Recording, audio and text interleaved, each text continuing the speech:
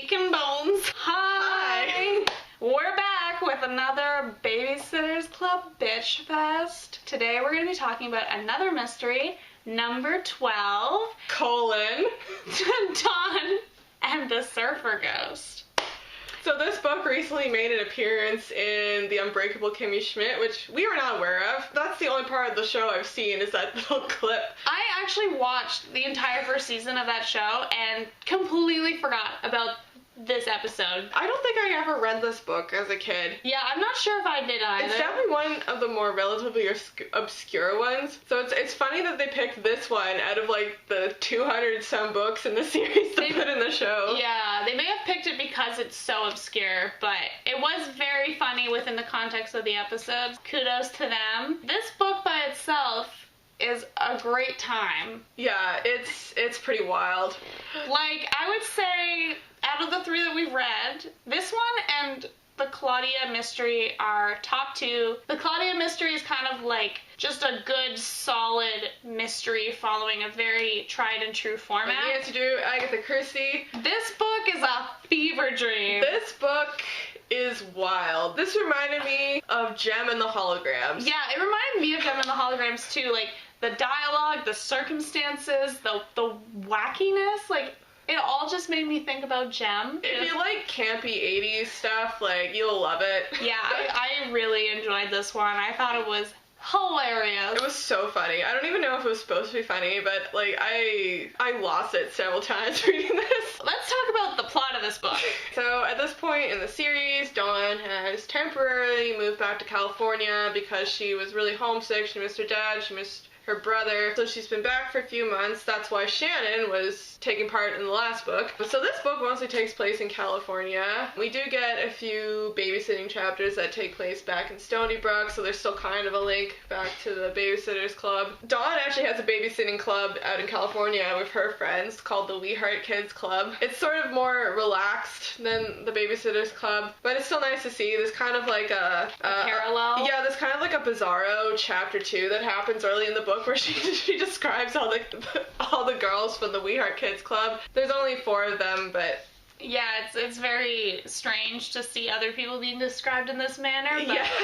It was very fun. I think every single chapter either starts with a letter from Dawn to one of her friends in Stony Brook or one of her friends writing to her about what's going on, which explains how Dawn would know what's happening, like, on the other side of the country. Yeah, exactly, and it's nice because then it's not just, like, Dawn's over here and everyone else is over here. They're still, like, connected in some way. Yeah.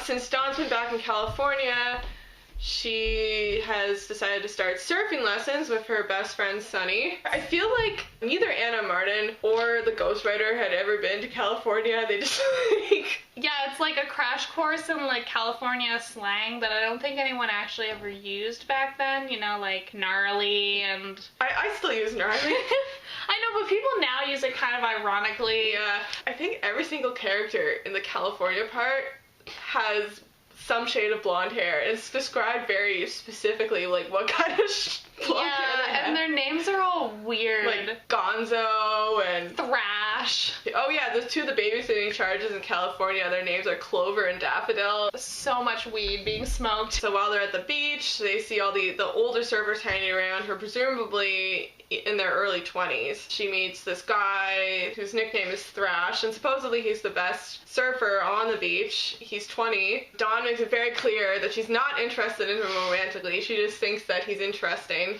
And then the next day, Thrash goes missing and his board turns up on the beach, like, completely destroyed. People seem to think that he's dead. He got attacked by a shark or whatnot. So Dawn's like, oh my god, like, We need to see what happened. Yeah. And she believes that some foul play occurred based off of people's feelings about him, and like there's a competition happening soon for surfing, so she thinks that there's more at work than just him like slipping off his board. Yeah, so Dawn and Sunny have been working at this after-school program, which takes place on the beach. They're having a bonfire one night with the kids, and then they see what looks like a ghost surfing. We both very much appreciated that Dawn emphasized several times realized in this book that she was not interested in Thrash romantically. He also wasn't interested in her in that capacity at all. Sunny thinks that she had a crush on him because she is so adamant to figuring out what happened to him. Dawn says more than once in the book, like, he's too old for me. I feel like they really wanted to, like, hammer that point home. So anyway, they make it very clear, don't date older men. That's not the only time in the series either. Like, there was Stacy's ex-best friend, and there was that book that's literally called Dawn and the Older Boy, where they're like, older men, bad, don't do it. News. Thanks, Anna, Martin, and crew for that. One part that we found unintentionally hilarious was when the news about Thrash's possible death is brought to Dawn and her surfing instructor. Sunny and Dawn show up at the beach after school with the kids, and then they see one of the older surfers, who's named Rosemary. Can you believe it, she said. Nothing like this has ever happened on our beach. No way am I ever going into the water today. I mean, what if it was a shark? Whoa, said Sunny. What are you talking about? You haven't heard? Asked Rosemary. It's Thrash. Thrash, I repeated, feeling scared all of a sudden. What?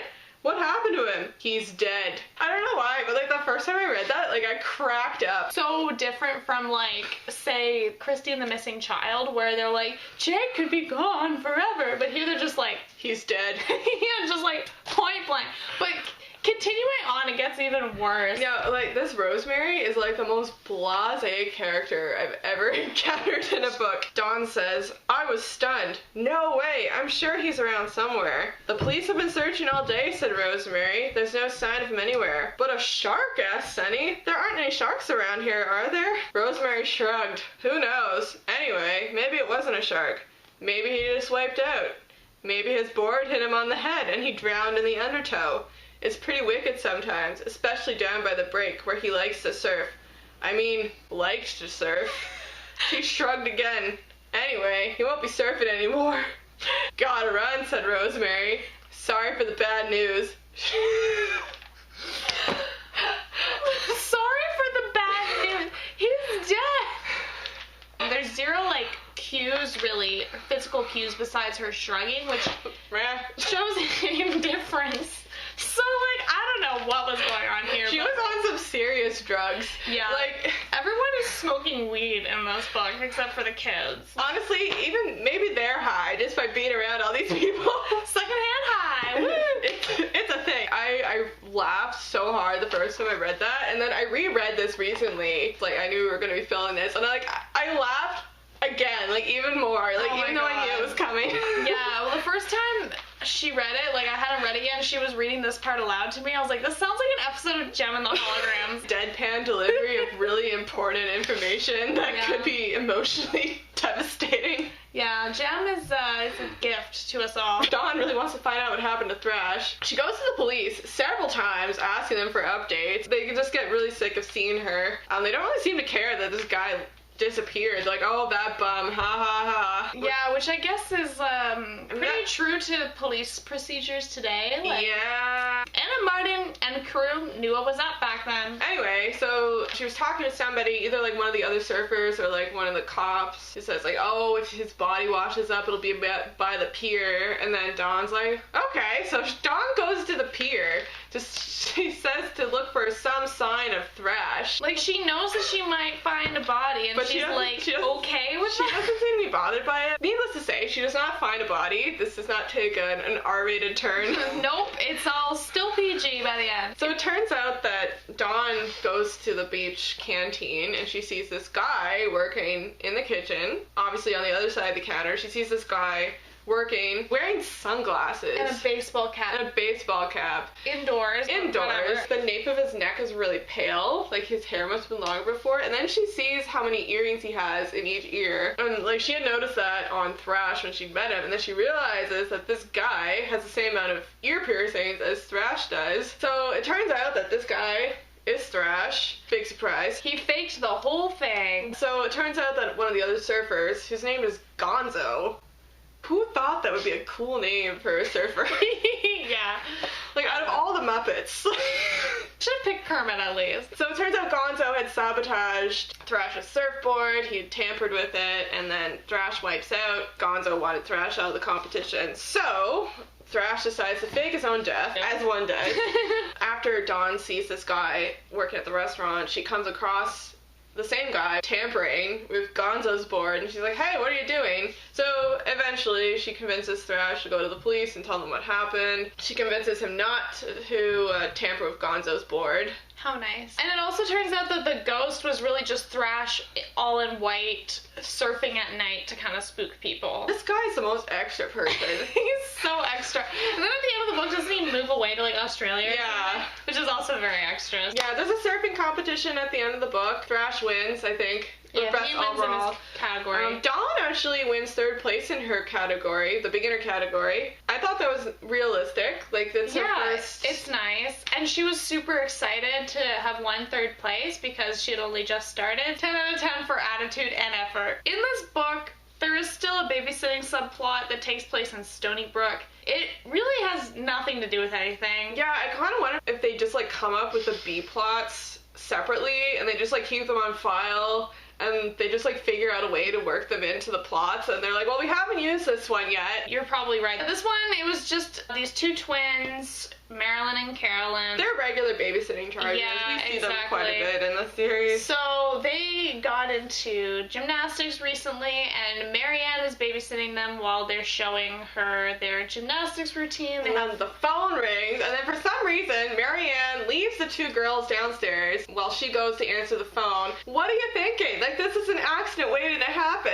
Yeah, Marianne always seems to be taking the dumb bitch juice in these subplots, which is unfortunate because, like, she is actually a decently competent babysitter. So Carolyn hurts her ankle, and then Marilyn feels super bad that she let this happen. Carolyn just, like, won't leave Marilyn alone. No, basically. Marilyn won't leave Carolyn alone. Oh, frick, whatever. Anyway.